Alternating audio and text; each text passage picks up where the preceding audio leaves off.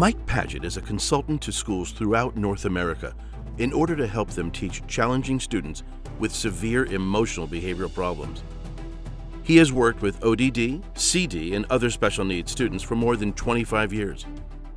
His newest book is High on the Spectrum: Asperger's, High-Functioning Autism, and Related Personalities.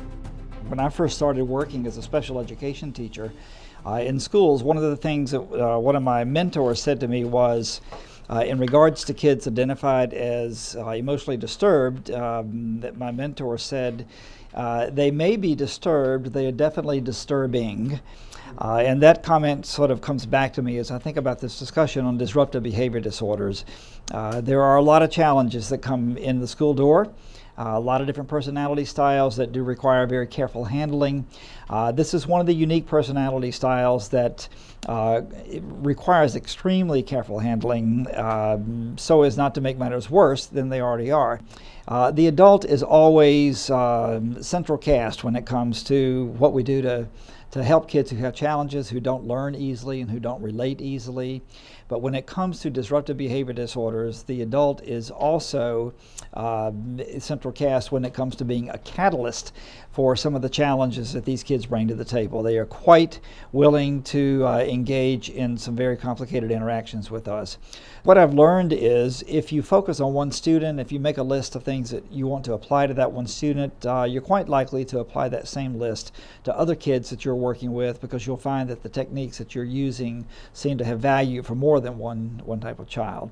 We're going to take a brief look at ADHD because of its connection to Oppositional Defiant Disorder and Conduct Disorder, but we're going to focus on ODD and CD, and then we're going to move towards effective practices for working with those kids. So disruptive behavior disorders, the two that we're really going to focus on are ODD and conduct disorder.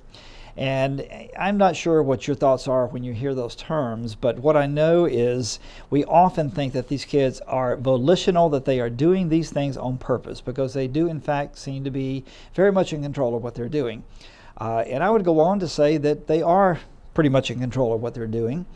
There's some people who even argue that this should not be a mental health disorder because the kids clearly are making volitional decisions.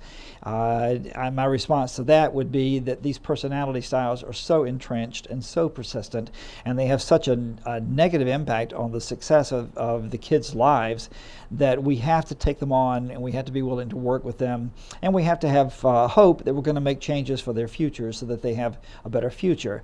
So in the context of trying to think, is this truly a mental health disorder, or is it perhaps volitional behavior? I'd like to offer to you the clinical behavioral spectrum. Dr. Will Dykell is a child psychiatrist, and I've worked with Dr. Dykell on a number of national teams where we're looking at school mental health issues.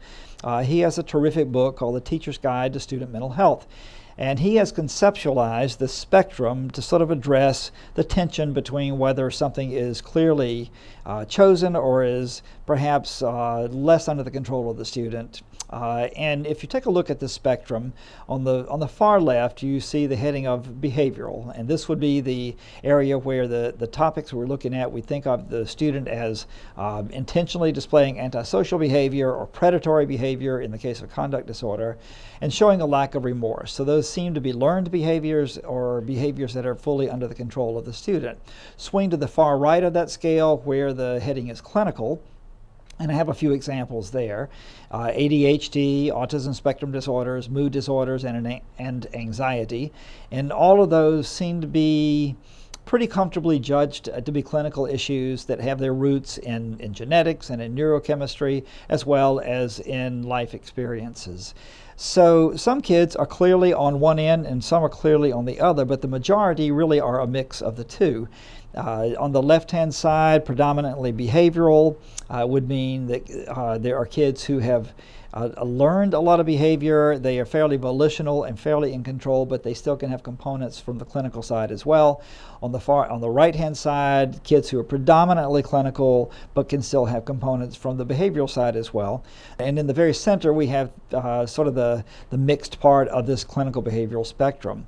And I hope that's useful to you.